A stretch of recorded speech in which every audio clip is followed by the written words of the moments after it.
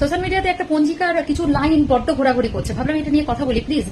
মানে এগুলো ভুলভাল তথ্যতে কান দেবেন না, কারণ একটা দুটো আমি এখানে দিয়ে দিচ্ছি এসএস, যেটাতে রেড মার্কিং করা আছে, সেটাতে হচ্ছে যারা এটা ভাইরাল করছে যে তারা 1432-এর যে পঞ্জিকা রয়েছে তাতে যেগুলো মেনশন করা রয়েছে সেইগুলোই ঘটছে।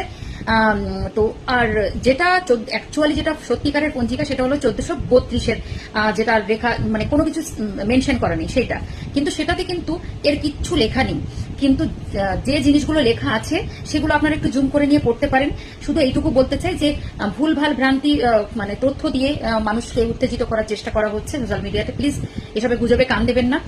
যেগুলো ঘটছে সেগুলো সত্যি কথা বলতে খুব দুঃখের, কিন্তু এগুলো আগে থেকে এইভাবে কোনোভাবে যে লেখা রয়েছিল বা ছিল, এটা আগে থেকেই মানে কি বলবো করে রেখেছিল জ্যোতিষীরা, এই সেই ব্লা ব্লা যেগুলো বলছে সেগুলো সবটাই কিন্তু ভুল। প্লিজ তো এটা শেয়ার করে দিন, কারণ এই তথ্যটা কিন্তু ফালতু হিসেবে মানে একদম সব জায়গায় স্প্রেড করে দিচ্ছে যারা ইন্টেনশনালি করছে।